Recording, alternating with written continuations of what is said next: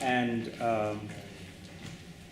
we move now from Bohemia to Japan, and we'll hear Professor Toshio Akai from Kobe Gakuin University speak about the mystery, Mira and Paul Richard in Japan. Why is this mystery still unsolved? Thank you. You know that Japanese are a good reputation of the very polite people. And as one member of the Japanese, I should say here the very polite thanks to the boss and the usher and the other people who engaged in the realization of this conference. But already most speaker has speak very polite gratitude to them, so I have nothing to say here. Only I would say it, thanks very much. Okay, the purpose of my paper is to reveal the extent to which the detail of Mira Alfasa's stay in Japan from 1916 to 1920 are made obvious by examining the Japanese materials discovered so far. This is equal to explaining the shortage of the materials and the difficulty of the investigation of her spiritual life in Japan. Its significance needs no explanation when considering that her stay in Japan corresponds to the period when her metamorphose from Mira Risha to the mother must have taken place. Unfortunately, a comprehensive study of it has never been conducted, and the diverse materials concerning her in our hand are secondary sources. These are profitable for cross-examining the document issued by Aurobindo Ashram, but never exceeds them. Those fragments are, even if deliberately reconstructed, not enough to trace her spiritual journey in a plausible context. The hypothesis I'm presenting here is to lay her in broader and global stream of interest in physical culture. Recent studies on Genevieve Stevens inspired me to have this idea. In the theater scene of New York at the turn of the 19th century, Stevens was famous for her choreography and the education of Del South system stage performance, and she introduced yoga breathing to her Del South education. This is one of her book. Title is the Dynamic Breathing and Harmonic Gymnastics. So you can see the seemingly strange combination of the yogic breathing system and the stage performance. This seemingly strange combination of yoga and dance is understandable when we place her in the fashion of physical culture. This global interest in physical practice includes not only gymnastics and bodybuilding, but artistic performance like dance and stage performance. And as Mark Singleton pointed out, the attention to yoga at that time was, quote, already normalized within secular as well as esoteric sections of British and American physical culture, unquote. Fascinating for my discourse is Stevens' later life. After the publication of her last book in 1914, her figure suddenly disappeared from the showbiz world, and her whereabouts after this was not known for many years. Recent study of Nancy Reuter discovered that she joined the Church of Light, a daughter organization of the Brotherhood of Light, the occult society Thomas Burgoyne established after he fled to America. Stevens' behavior is well understood if we recognize the history of the Hermetic Brotherhood of Luxor in parallel with the increasing interest in physical practice. The strong commitment this society made to the practical side of occult study enables it to be accommodated with the current physical culture, and this inevitably tempts us to trace Mira Alfasa's footprint in similar fashion.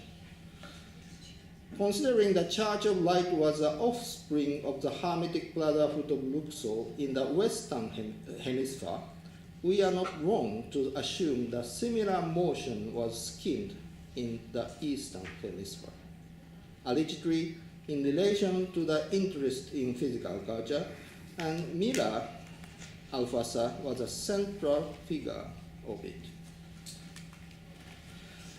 So the model in my mind is like this. So the source, Hermetic Brotherhood of Luxor, it divided into the two streams. One is Thomas Baldwin, Brotherhood of Light, and it descended to the Church of Light. And this is a phenomenon in the West Hemisphere. And another one is Marxian cosmic movement, and probably through Japan, it reaches to the all of industry. This is very not precise, big idea, but this is the stream I have in mind. Yes, certainly, she was eminent in this field in terms of her profound knowledge and long experience of practical occultism, whose training she commenced for far earlier in the days when she was guided by Max Still. The colleagues of my research project recently came across certain amount of the materials related with Mira's stay in Japan. Analysis of them forms the nucleus of my discussion, and I started by presenting two mysteries of Mira Richard, and thereby seek a plausible explanation of why the mysteries still remaining unsolved. The first mystery is who subsidized Paul Richard. Examining this question makes us assume that the obscurity accompanying his and Mira's life in Japan was probably produced by their own concealment. In other words, the mission they came to Japan with, was something to make themselves ambiguous. And the second mystery is what Mira was actually doing in Japan. Revealing it is partially possible by examining the materials a meditation circle called Silent Sitting Society left. Nobuko Kobayashi, lady founder of the circle, was Mira's close friend in her 2 years stay in Japan's ancient capital, Kyoto. So all of Indasham has a lot of the collection of picture of Mira in Japan, and in most cases her figure is accompanied with this lady. This lady is Nobuko Kobayashi, and he founded the circle called the Silent Sitting Society. These examinations will enable us to reach the final hypothesis, that is, possibility that Mira was guided to Japan through a network not uncovered yet, a nexus presumably originated in the cosmic movement. However, before entering details, I should make obvious that my argument heavily owes to the studies made by my fellow researchers, among which two names of Hidehiko Kurita and Shinichi Yoshinaga should not be missed. The record Nobuko Kobayashi kept was discovered by Dr. Kurita's several years investigation into Silent Sitting Society, and Professor Yoshinaga's suggestion helped me theorizing the hypothesis I'm now presented here. Among the acquaintances Mira made in Japan, Shume Okawa was an exceptional figure in terms that he was widely known as the most controversial a propagandist of Japanese nationalism. Mira's friendship with him lead us to the first mystery, who subsidized her husband, Paul Richard. Paul Richard, quote, received a commission to promote the export of French products in China and Japan, unquote, but it is very, very dubious that the subsidy provided by French government or the Department of Commerce covered entirely their travel to and from Japan and living expenses there for 5 years. One thing for sure is that nearly zero, few evidence can be found to endorse his active campaign for increasing Japan's import of French products. Insomuch as I judged by the materials in hand, his activity in Japan seems to be highly politicized. Immediately after reaching to Tokyo, he visited an American called Samuel Fleischer, then the publisher of English newspaper Japan Advertiser, and this visit was said to be promoted by his legal colleague in Paris, Hippolyte Dreyfus. At least, Paul Richard himself wrote in his biographies. This newspaper was originally functioning to promote public opinion to maintain Anglo-Japanese alliance among Japanese, but later it turned to a hub to combine Japanese Pan-Asianism. What Pan-Asianism means, I will explain later. Japanese Pan-Asianists and Indian refugees whose common interest was to weaken British dominance in Asia and the Far East. This tempts us to assume that Paul Richard's true mission was to support seriously Indian refugees and to ruin French greatest rival, British dominance. As mentioned before, Shumei Okawa was the most radical ideologue of Japanese Pan-Asianism, and Paul and Mira's intimacy with him can be understood in this political context. Immediately after reaching to Japan, Paul and Mira accessed to the social network developed by Indian students and refugees, and soon they befriended with Bihari Chandra Bose, the revolutionary who immensely supported Subhash Chandra Bose's Indian National Army. Oka was believed to come across Paul and Mira in a lecture where an Indian named Hari Prasad Shastri led his paper in 1916.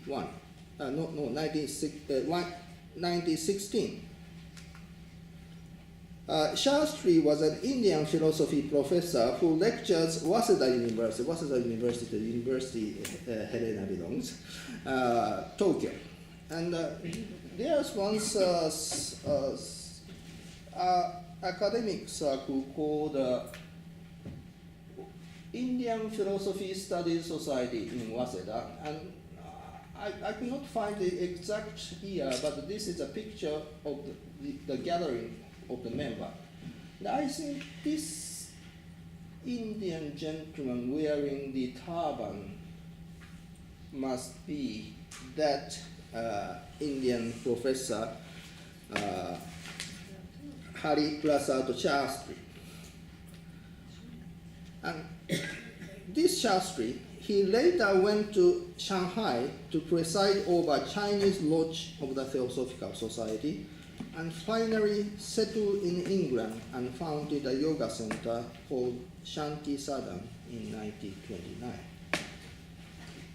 Now, we know that Shastri was actually professional informer to British government, and the purpose of his stay in Japan was to report the activity of Indian freedom fighters such as Bihari Chandra Bose to English government.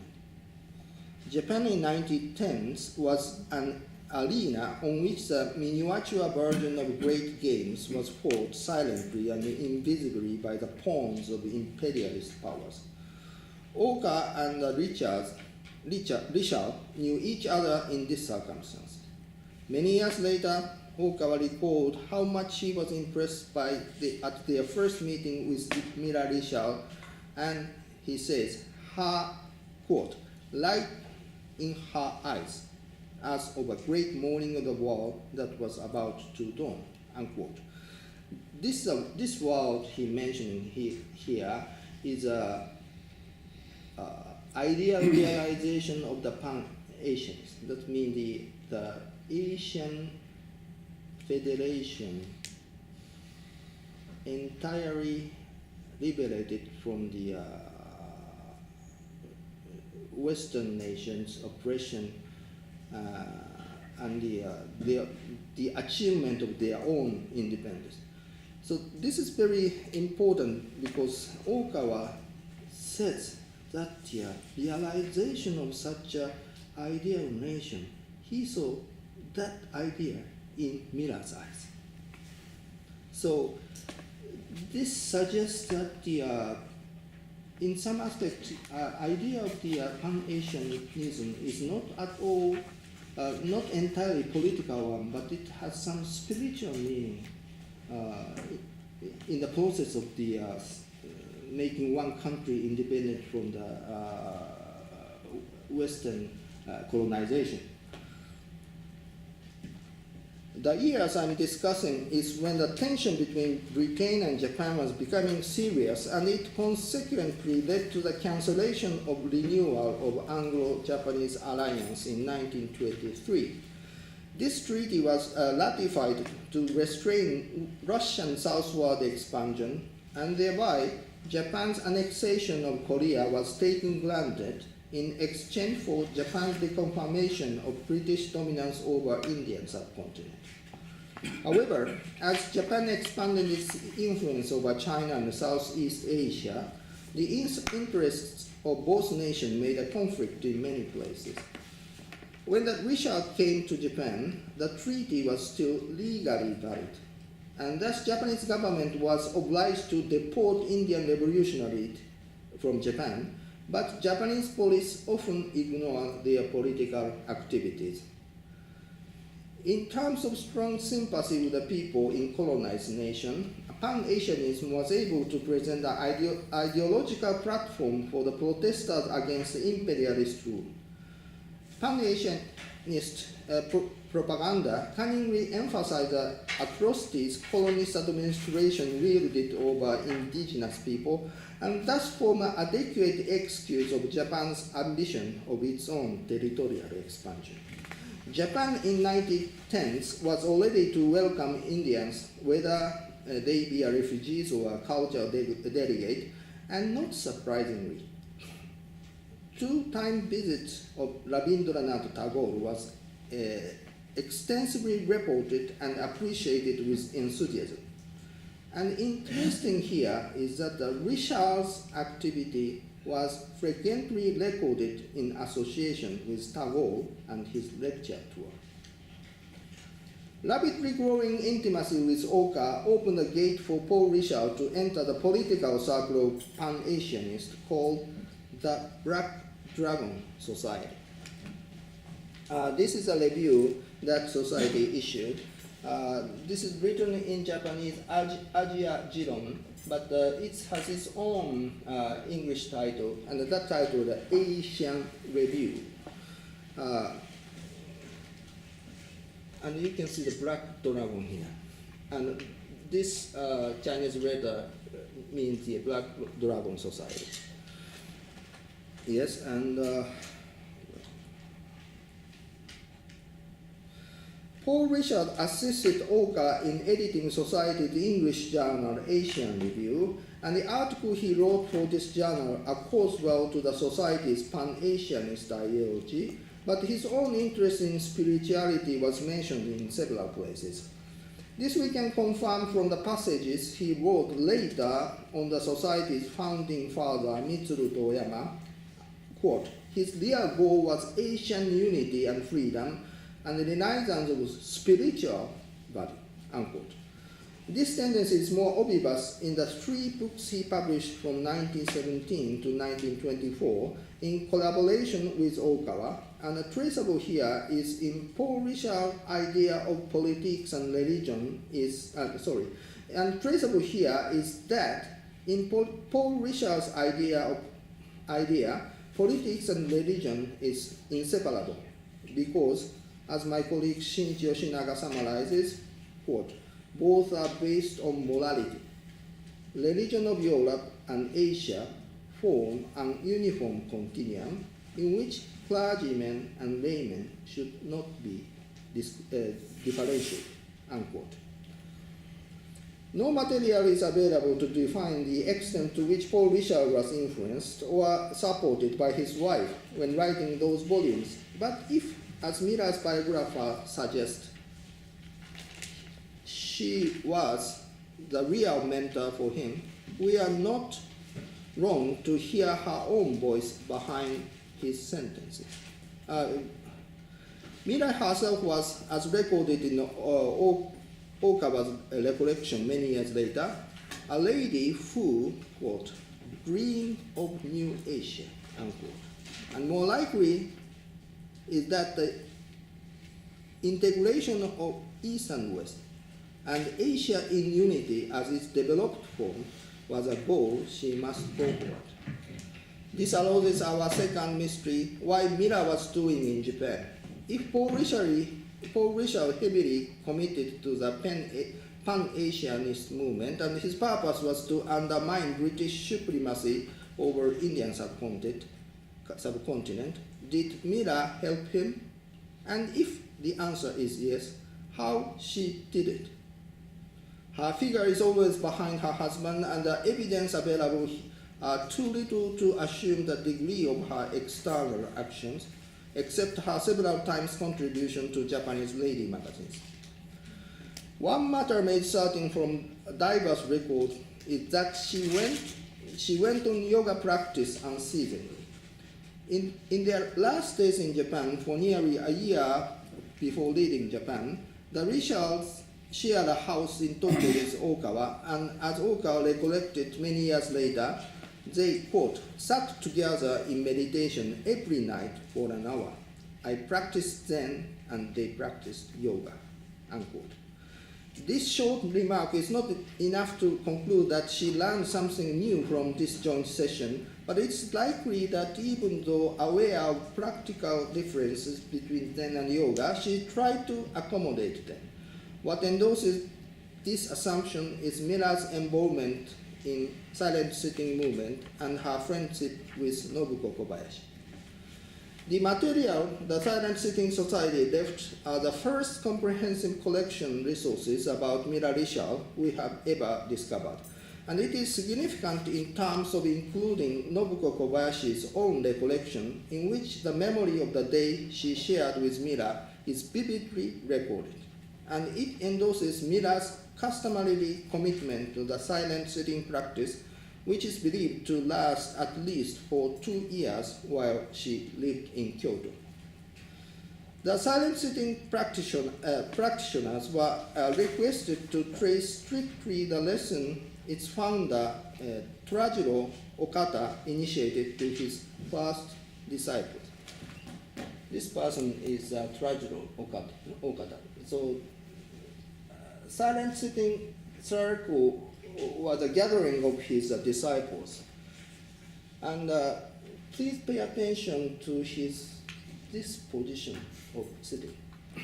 I will explain about this later. 25 minutes yeah. already passed. In principle, 5. Okay. Yes.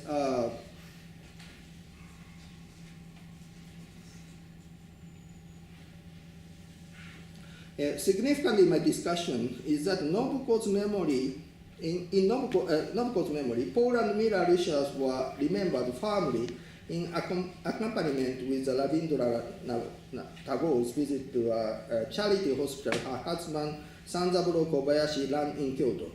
Tagore went there not looking for some medical treatment, but to converse friendly with Sanzaburo, although no evidence exists to explain precisely what magnetized the Indian poet laureate to Japanese medical doctor from far away.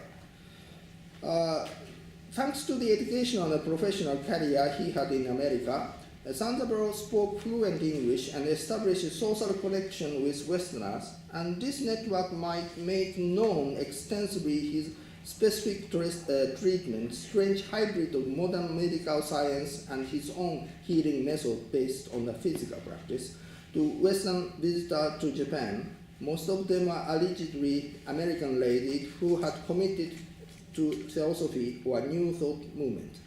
Thus, we are not altogether wrong to presume that the reputation of Sanzaburo and his hospitals circulated in this network attracted Tagore, and this hypothesis can explain properly why Richard came to Kyoto with Tagore.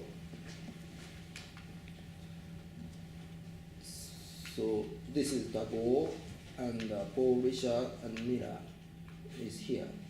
We cannot identify where this picture was taken. We cannot find this big Buddha statues in Kyoto or Kamakura,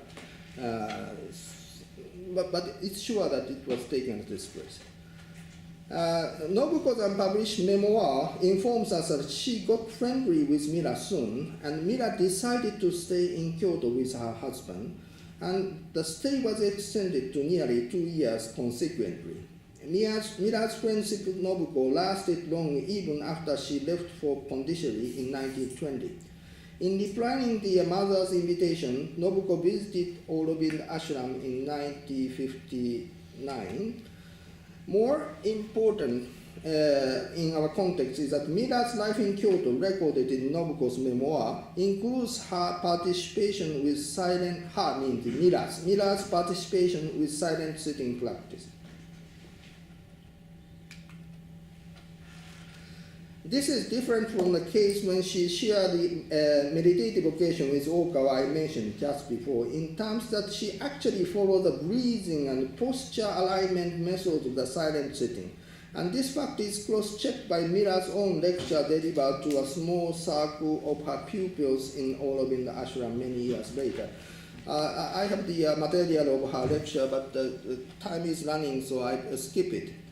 As long-term practitioner, Mira must have noticed soon that silent sitting was different from yoga practices. Methodologically, the silent sitting is different not only from yoga, but from traditional Buddhist Zen. The practical breathing method itself is an opposite of Zen style. I'm not practitioner and thus not qualified to discuss it minutely, but as far as I know, it teaches us to make belly flat while inhaling and inflate the belly with exhalation. Hence, an exact reverse way of common abdominal breathing. A disciple of Torajiro Okada called it reverse breathing in the textbook he wrote for the beginners. So, and this is important. Several circumstances evidence tempts us to consider that the silent sitting was capable of curing negative symptoms caused by excessive meditation. Such a symptom as stagnant heat inside the head has been called a Zen disease by Zen practitioners. And this must be somehow related with Mira's explanation of silent sitting as adequate means of making headache gone. In the manuscript, make headache gone. The manuscript I just skipped. She said that silent sitting is very good at the remove the headache from. This hypothesis is also profitable to explain why Western Zen practitioners such as Elizabeth A. Gordon and Ruth Everett Fuller were attracted to the silent sitting society. Nobuko Kobayashi herself reported that the foreign Zen sitters suffered from Zen disease at D.T. Suzuki's meditation hall were recommended to cure it at the silent sitting society. Well, so the time is running so fast. There's one point I will emphasize. This picture, at the first one, this picture seems that Nobuko teaching Mira the flower allergy. The flower arrangement is very traditional art together with the tea ceremony. But this young chap is the Dr. Kurita, and this picture was the statue of a little boy which was put in front of, in the entrance of the Silent Sitting Society, I heard. So this is a picture of that. And this is a posture that Okada shows in the book he wrote for his student.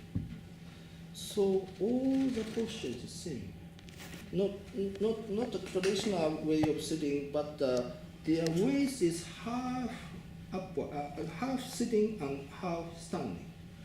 And pay attention to the combination of fingers.